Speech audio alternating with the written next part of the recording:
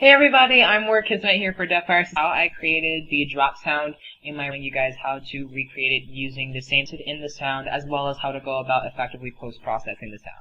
I have no clue at all what the remix sounds like. Never chase a ball into the...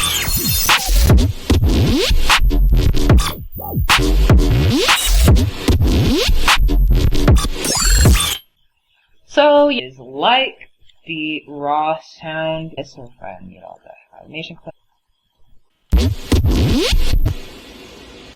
So it's a very hefty, a lot of that, I guess, to beef up because the original sample was already so,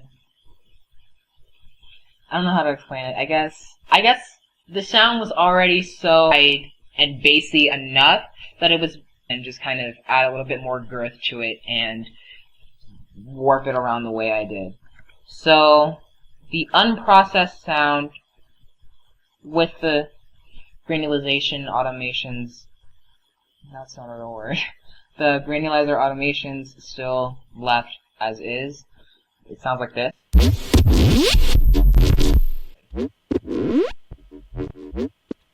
So it does sound very weak, but with the added post-processing, I definitely think it got to a better standpoint for me to be able to implement the sound in the remix. So let me just go on ahead and give you guys a breakdown of what granular synthesis is like. So granular synthesis is where a sound is manipulated to... Granular synthesis is a technique that a lot of producers use to make brand new sounds out of an originally existing signal or waveform. For example, Chris Chan's wave. Chris Chan, based off of conversations that we've had before, I asked him how he created some of the sounds, especially the sounds in wave, and he said that he used Fruity Granulizer, which is the granular synthesis stock plugin within FL Studio. So for this, if I can find it, here we go. Let's see. It's right here. This is it. So works pretty perfectly because the original song is in the key of E, so I didn't really have to do much to the original sound except warp the crap out of it. But how I did that is using Fruity Granulizer, which you'll see the window for right here. There were 5 tabs that I automated. And that was the grain attack time, the grain hold time, the grain spacing time, the wave spacing knob, and the depth knob. All of these have different effects on the sound depending on how you automate them. So for example, the grain attack knob primarily automates when the sounds attack. So for example, if I were going to here, so basically the way Granulizer works in FL Studio is that if you take a look at this envelope thing here in the third window, in the envelope and instrument settings, you'll notice how this works the exact same as this. It basically controls the attack of the sound, so instead of it going like ba ba ba, it could go like what. I really don't know how else I could have explained it. So anyway, yeah, let's turn that off because we're definitely not using that. Grain hold time, that controls how long the warped waveform is held out for along an extended period of time. Grain spacing allows it to kind of have that weird high-pitched sound, so if you can hear that right in this section. So yeah, that sweep up pitch sound, that's controlled by the grain spacing knob. That basically just allows it to either allow the waveform to be clumped together or expanded apart. Let me go back to this because I should not close it out. So the wave spacing does the exact same thing, only it affects the actual waveform instead of the grains in each wave within the waveform. I guess I should have explained that earlier. And then the effect depth knob, I believe that has the most effect out of every single...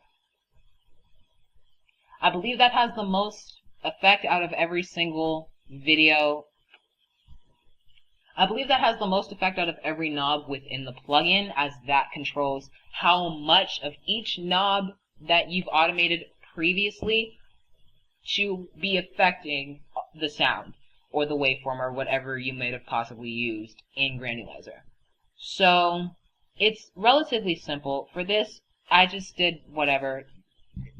My sound is all about experimentation and trying to see what sounds weird and what fits, but still having a kind of rhythmic touch. So if you listen here, it still has that rhythm, so it still has that rhythmic basis behind it. So if you listen right here,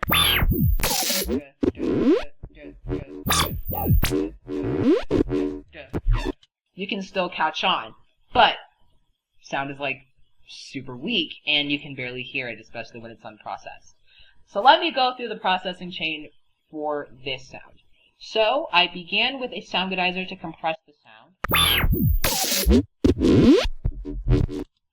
That had the most effect on it. That just kind of compressed it, gave it a little bit more volume, and brought up some of the high elements or frequencies. Then I went in with a parametric EQ2, boosting up the 20 to 128 hertz range, just boosting that up so that way there's more bass in it. And then as for the 10,000 hertz range, like in this area right here, just boosted up about halfway, almost meeting the original point right here, just to kind of give it a little bit more of a wider sound. Then I went back in with another Soundgoodizer to again compress it and bring back some of those higher elements.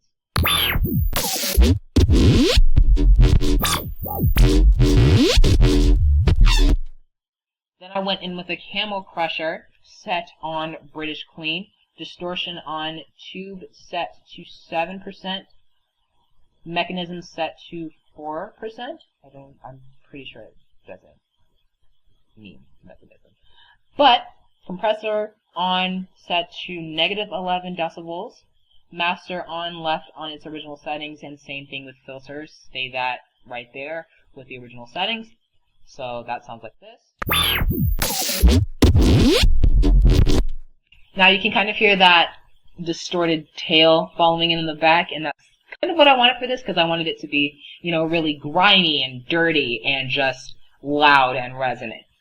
Then I went in with an effector, which is a stock plugin in the effects panelism, which is a stock effect in the effects panel of FL's mastering chains. I just added the ring modulation on this and just turned it to 5.8 for the dry wet mix, because I wanted to give it a little bit more of a ring in that high element area around like the 10,000 hertz range or something. And you notice how it's going to sound like really trash if it's turned all the way up. Yeah, that's freaking piercing. So that's why I had it set here to 5.8. No, we'll just leave it at 5.7 for the sake of the video. Another parametric EQ going in just to kind of boost that same range that I was talking about earlier with the first EQ. Just basic stuff. Ooh,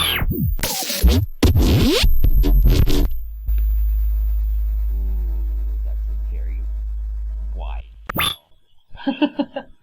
I think that was generated from the higher synth, which was not created within this specific processing chain. And then from there, I just have Fruity Stereo Enhancer's volume knob automating for manual slide chain, and then Fruity Reverb to kind of replicate that reverb effect that artists like Eliminate, Pixel Terror, and all of them use to kind of fill the empty space in with their sounds. So overall, final chain sounds a little something like this.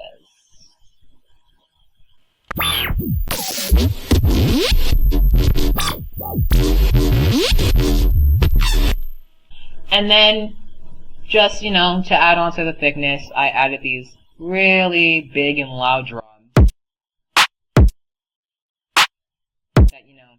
lift to high heaven, as expected of me. And then just reverse kicks and crashing stuff. And it's very, very convenient that I found this glass crash sample right here. I don't know if it'll load. Yeah, here we go.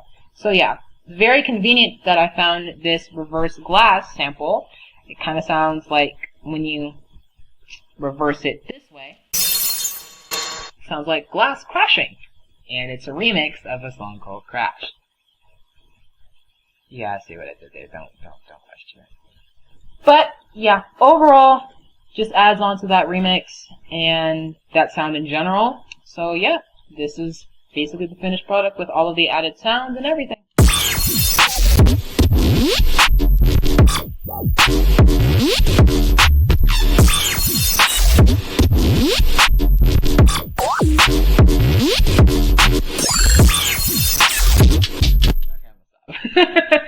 Anyway, even though this was relatively short, I really hope that you guys got something out of this and that you can implement it in your own production.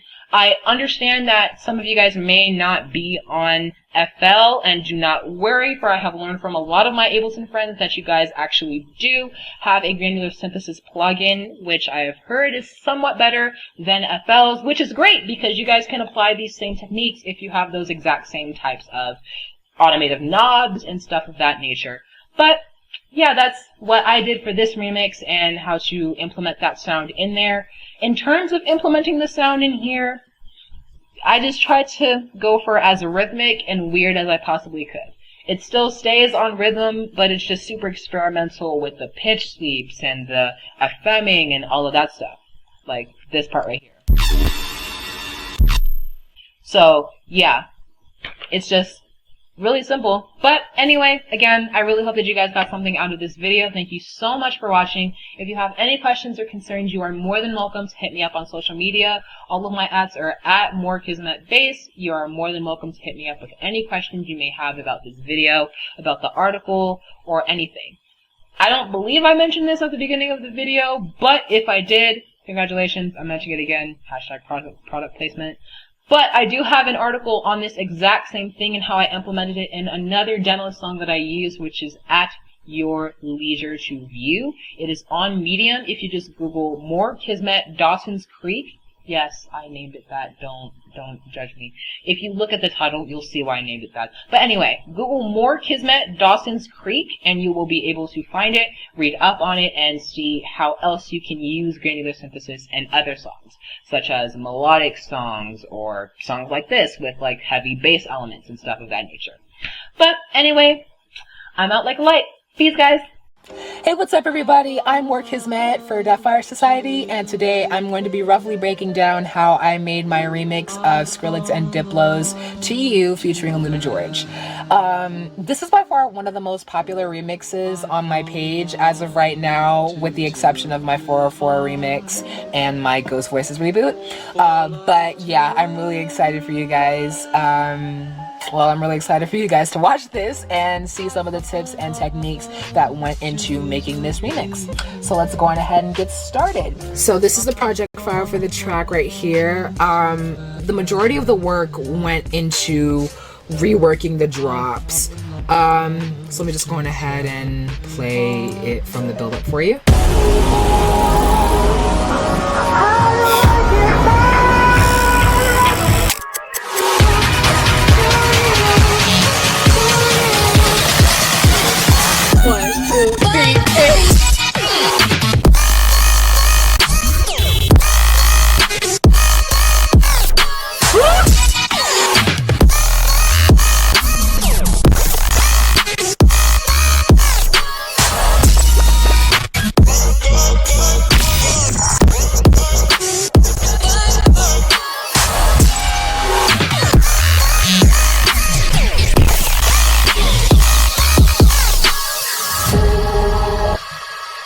And then we have the second drop.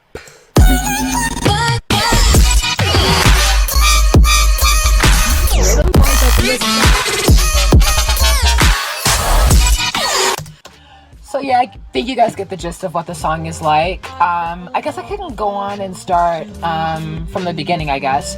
So right here in this section, what I did was I literally just didn't do shit to the original intro of the song. I literally just added onto it.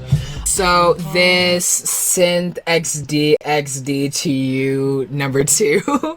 That's a long ass title, man. So what I did for this was I just rendered out the entire synth and bass section of the drop and just filtered it. So if I go to track number 20, you can see right here I kind of filtered it out. So here.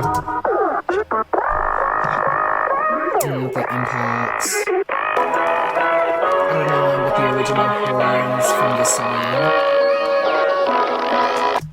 That's basically the intro, and then that leads into the first verse. And I forgot what. Yeah, so I rendered out this part because I needed something to lead into the next section because more elements were being added in.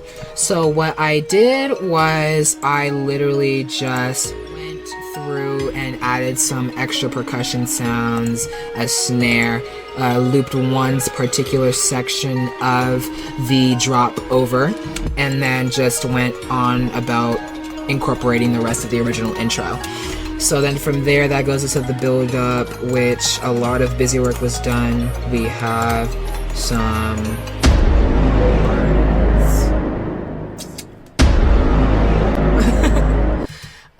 we have some weird little glitchy sound effects that I got from a sample pack from a Discord server with my friends.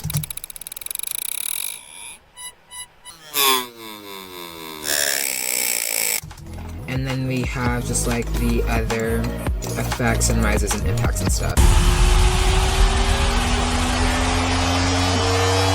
And then this snare loop right here. And then the primary build-up loop that leads into everything. Make your music stand out, get more views, and way more engagement. Bring your music to life. Get Music Visualizer. In every format, even for social media. Get started today. The link is in the description.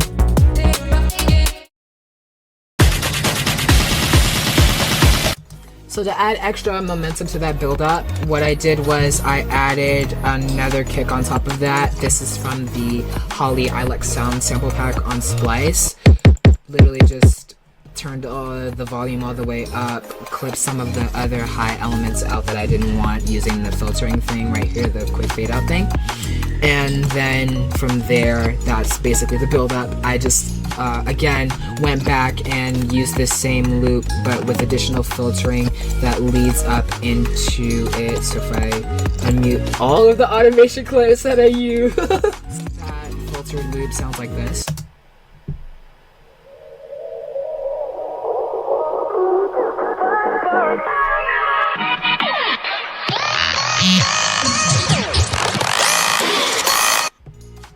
And then that goes into the drop. Fills are a very essential part to any pre-drop or drop section period, because you know a lot of people be adding fills and shit into their drops, which is really cool because it adds a nice transitional percussive element to their drop sections. And that's what I love the most, is the complexity and attention to detail in tracks, which is normally what I do with a lot of my other music. With this, it was a little bit different.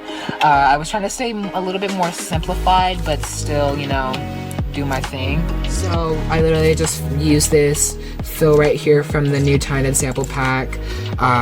Got this reverb wub sample from that same sample pack that I was mentioning earlier with the glitchy sounds and stuff, and then that literally just made this fill along with the original vocal.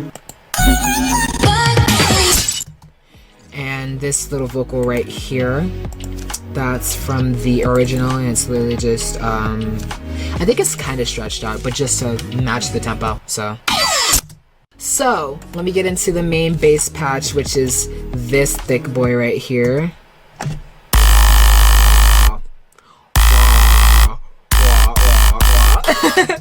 Okay, so obviously, this was made in everyone's favorite synthesizer, Serum. Alright, so this is the patch. What I did was I took the Formant filter wave shape as well as the basic shapes left on a simple sine wave. Both are turned down 2 octaves. -2 octaves, my bad. It's ran through a Combs filter. There's a little bit of noise to kind of add that timbre in the back. And then in terms of effects, literally all I added was just a tube distortion and a compressor just to give it a little bit more volume.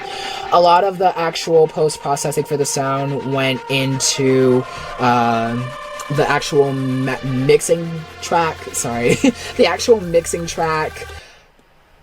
Ugh, I keep getting confused. The actual mixing track.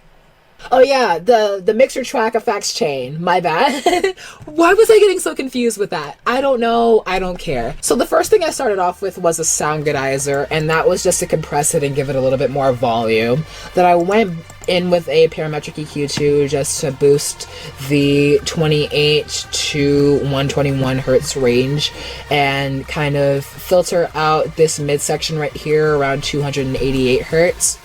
Then went back in with another sound goodizer. This is literally everyone's favorite plugin. Just to go back and tighten it up a little bit more. Then I went back in with a Fruity Parametric EQ just to boost this section up here, the 1000 hertz onward range, just to kind of give it that nice high end. This is really just a stock kick that I got from a sample pack, and then the tie-in snare. Freaking overprocessed chop snare, along with another fill, which is basically just the fill from this section right here, just chopped up to sound like this. So this is the entire drum section as a whole.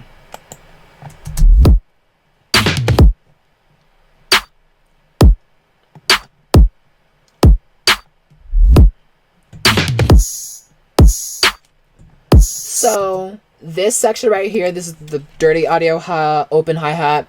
What I did for this section was, because the high frequencies from this hi-hat sample were clashing with the transient and slightly a portion of the body of the kick that I used. So what I did was I just went in and used the channel volume to kind of sidechain that to the kick, so that way there would be no interfering frequencies at all. So for the actual additional melodic elements in the track, what I did was I just chopped up a little sample of Aluna saying back. So weird. And I just also used some delay to kind of fill the room a little bit, and I panned it to the left and the right, and this is just what it sounds like.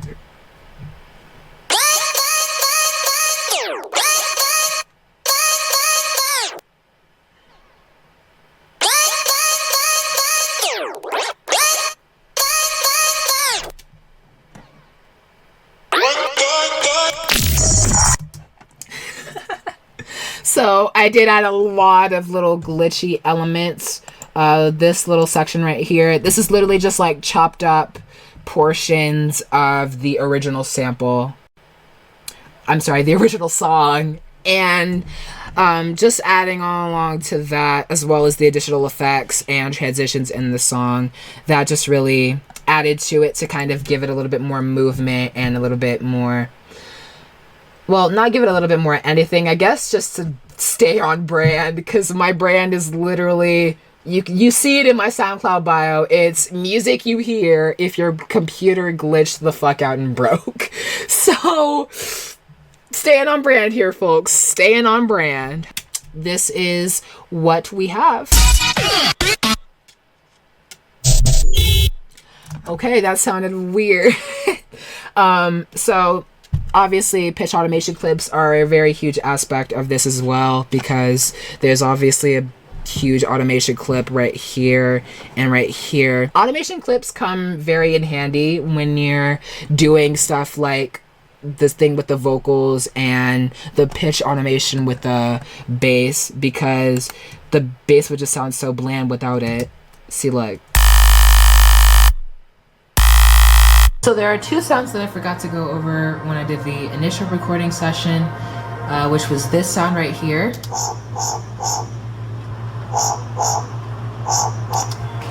And this sound right here.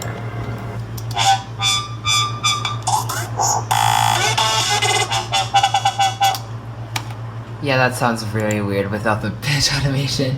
But yeah, so for this one, let me see. Okay, so this is the serum patch. It's literally just like the initial bass patch from the first drop, which is this right here. Only instead of it being non-automated at all, this is no longer a comb filter. It is now a German low pass. Basic shapes, instead of it being a sine wave, it is a square wave. And formant filter is put back in its original place, I believe, starting from this point right here, automating using this LFO, as well as the levels of both oscillators, not the cutoff, just the drive, just to give it a little bit more volume. And I also use the LFO for this French low pass cutoff, which is making it go whoop whoop whoop. Also, if there were any, I guess, misplaced frequencies or any delayed frequencies of any kind that were coming from the original oscillator, I definitely think that tidying it up using this LFO on the French low pass did the job right. So that way there would be no frequencies overlapping into the next phrase. So that was obviously taken care of. And then the last sound was this sound that I made a while back called FM from Bitch. This sound is saw rounded to square wavetable set here with FM from B with the A warp set to 46%. This LFO is